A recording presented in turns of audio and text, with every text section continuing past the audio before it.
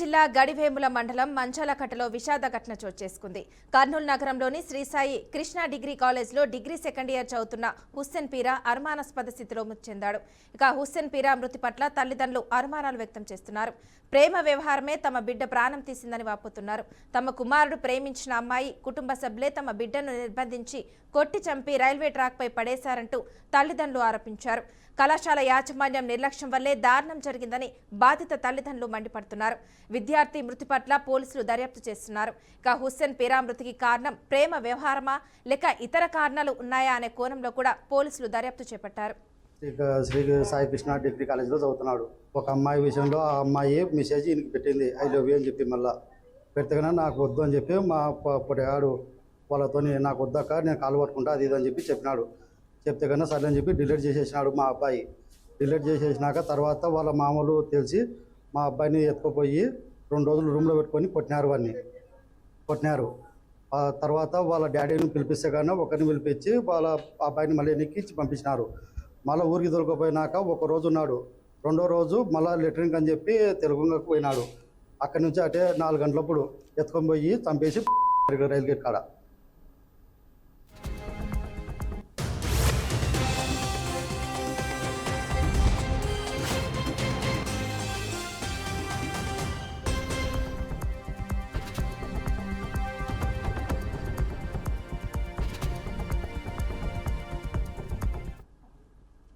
ఇక ఇదే విషయానికి సంబంధించి మరింత సమాచారాన్ని మా ప్రతినిధి బస్వరాజ్ అందిస్తారు. బస్వరాజ్ చెప్పండి.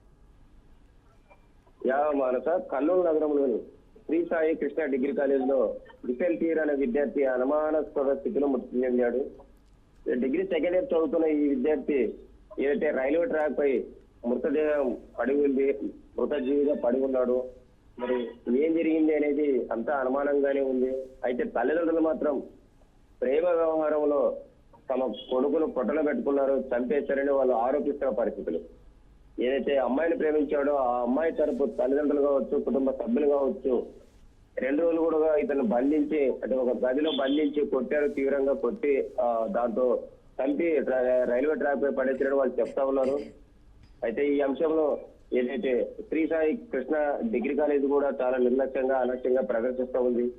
విద్యార్థుల్ని ఎంతో నమ్మకంతో చదువు కోసం అక్కడ కాలేజీలు పంపిస్తే కాలేజీలో ఏం జరుగుతుంది ఏంటి అనేది పేరెంట్స్ కి అప్డేట్ ఇవ్వకుండా లేదా జరిగిన విషయాన్ని తెలియజేయకుండా దాచిపెట్టడంలో ఏంటి అంతర్యమని తల్లిదండ్రులు ఆవేదన వ్యక్తం చేస్తున్న పరిస్థితి. మరి పోలీసులు అయితే ఈ ఘటనపై స్పందించారు.